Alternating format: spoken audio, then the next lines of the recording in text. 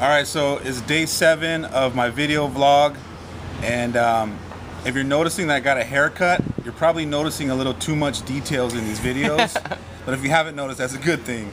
Anyways, so day 7 on a 1-year commitment to vlog daily, and I want to do a check-in with Bryce Thomas. So, how do you think it's going so far? I think it's going good, man.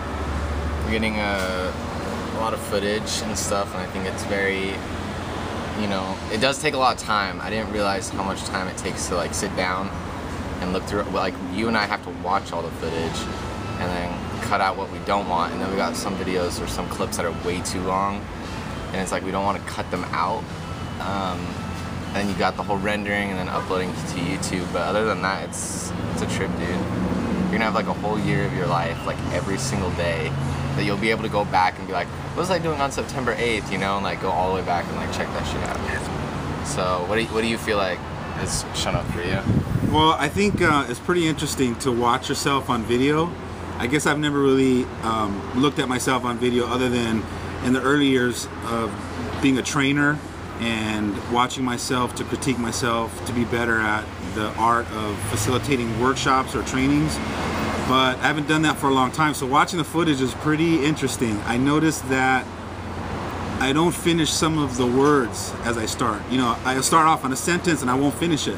Yeah. So I'm noticing that, which is good because that gives me good feedback for me to really take the time, slow down, and speak clearly and try to get through all my sentences so that people are understanding me. So I'm just noticing a lot of different things, but it's a good experience, and I'm pretty satisfied with what we got so far, and I can't wait to get the second channel going where I break down some leadership distinctions and really get people some good quality golden nuggets that they can learn from.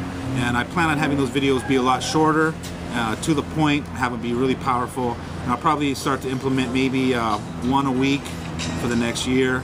And then this channel will be obviously just a peek into my life, and for those people that are curious and want to take a look in and maybe be entertained a little bit, or you know, or not. But I'm satisfied. Hi. So, all right, thanks for your help, man. Appreciate it. Yeah, no problem. Now I'm gonna go to work. I coach a young adult leadership group, ages 19 to 25. They meet once a week, and I go over some distinctions and help coach them through some personal breakthroughs in their lives. And I just got a text from one of our teammates, and I want to share it with you.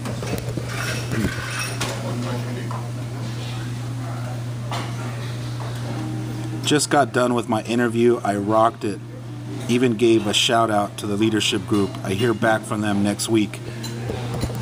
So these are the kinds of text messages that I enjoy getting, especially when I'm able to help people create personal breakthroughs in their lives that they're excited, that lights their fire, gets them passionate, and just wanted to share it. So I'm having lunch with a good friend of mine.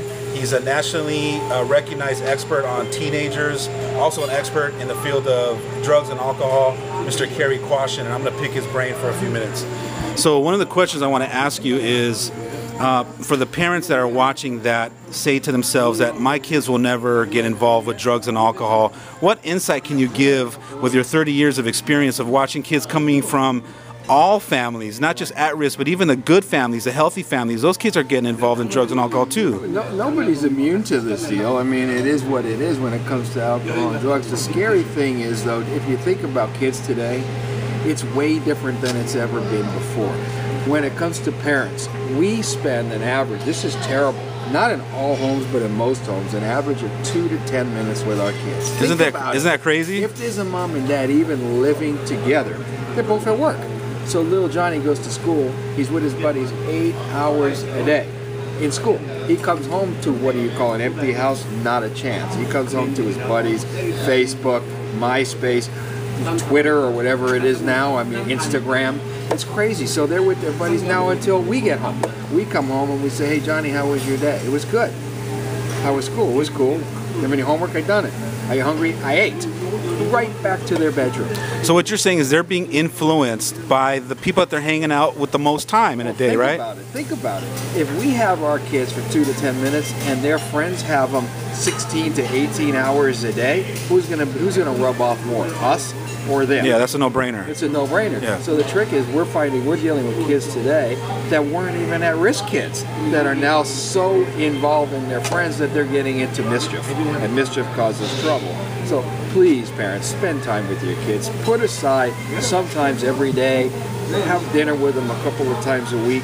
Do something, connect with your kids. Awesome, thank you. You hungry? Yeah, let's go eat. Let's eat. So I'm sitting with one of the young leaders in our young adult leadership program. Her name is Naomi, and I brought her into my office to kind of pick her brain. I just had a conversation with Cary Quashen regarding teenagers and how they don't use the best of their time to connect with their family, and that most of the time they're hanging out with their friends and they're being influenced by their friends. So I wanted to bring her in and kind of get some insight from her about what kids are doing. She's about 20 years old and she's out in the teen scene, and I kind of want to just pick her brain. So parents, pay attention. So thanks for joining me today. So here's a question for you. So for all the parents that say, I have a good kid, right? Because most parents believe their kid is good, and I'm not saying they're not.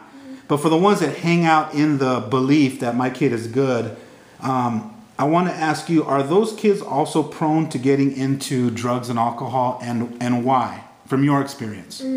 I would say of course they are, just because, like, I use my story when I explain it. I had straight A's, I had a 4.0 GPA. You were involved in sports too, yeah, right? I was in soccer, I was dancing, I was coaching, I was refereeing soccer, I had different internships. And I was the kid who basically had it all going on. I was the kid who was going to transfer to like a really high up school one day, the kid who could get into UCLA, almost just because of how much I had going for me. But it doesn't work. Like, my dad never believed that I did drugs or drank or did any of that, but I was leading a double life. It's a lot easier, especially in the beginning, than most parents think it is, because I talk to a lot of parents and a lot of groups where the parents believe their kids are doing so great because it's a private school and they think, well, drugs will never get infiltrated here. But then I'll talk to the football coaches or the soccer coaches and they'll say, yeah, we have kids that have to go through programs because we find out that they're using or drinking. And I think that a lot of parents, it's more of a hear no evil, see no evil type thing, especially when their kid's doing really good, because the kid just lays it out for them saying, here's all the stuff that I'm doing in my life to make myself a better person. The parent thinks like, oh great, like that's awesome. They focus on the cover issue, but they don't dive deeper. So are you saying that parents are naive? Not all parents, but the majority of parents. Are you saying that they're not, that they could be naive and maybe looking at the whole package that the teen could be preparing? It's almost like the teens are showing you something that they want you to see. They're creating a persona and a whole double life, so to speak, right? Yeah. And so are you saying that parents have to be smarter? They got to be one step ahead, looking for certain signs, that kind of thing? I know that parents have the whole, I'm not their friend, I'm their parent, but at the same time you need to find middle ground on that. And some you balance. Can't be their friend, because then of course they're going to do whatever they want and you're not going to say anything, but you can't be their dictator. They're going to want nothing to do with, like, they won't want anything to do with a parent like that, because let's say you do have that kid who has everything going for them and then you did find out that they were using. They probably didn't tell you because they expected you to think that they were this perfect child, or they thought you'd be angry, but you have to come from a place of, know what, my kid is prone to using drugs and drinking just like every other kid in where I live is, because most kids I meet nowadays are telling me the average age kids start smoking weed is like in junior high, 12, 13. And their parents had no idea until they were around 16, 17. And that's the crazy thing, is that I'm watching parents be walking in bewildered and shocked. And they're looking around, scratching their head, going, what happened? How did I get bamboozled, right? Yeah. So it's opening up now the possibility that teenagers are very good liars. Oh, yeah. Yes or no? Yes. So how are teenagers lying to their parents? I think teenagers know their parents better than their parents think they know them. Like, the parents think they know their kid, but at the same time, you're forgetting the kid has spent their entire life watching you. They've spent all from when they're a baby, all they did was watch you. And they're watching your behavior patterns. They know how to get away with certain things, right? They even know how to play parent over parent. Oh, yeah. They could play mom over dad and dad over mom. So they know all the games. So parents, if you're watching, what do you want to say to the parents? I would say just remember to lead by example, almost, is that your kids are watching every single little thing you do, and it's just like if two friends are hanging out, you'll know how to keep a secret from one of them because you know them so well. Kids know you better than you think you do, and at the end of the day, if anything, I would just go back to the whole parents finding that middle ground with kids, because I know especially where we live, the whole drug phenomenon and drinking is really coming up from underneath everyone's feet, and there's a lot of parents who are finding out, oh my gosh, my kid's doing this, and they're getting angry because they were fooled, and that's the wrong thing. That is the wrong reaction, because when a kid gets found out like that, obviously they kept it a secret for a reason, and then when you find out and you come up with an emotion of anger and disappointment and all this stuff, then especially for me, it pushed me to really be like, well, no, what, forget you guys, I'm going to keep doing my own thing then, because obviously you don't care, you're just angry.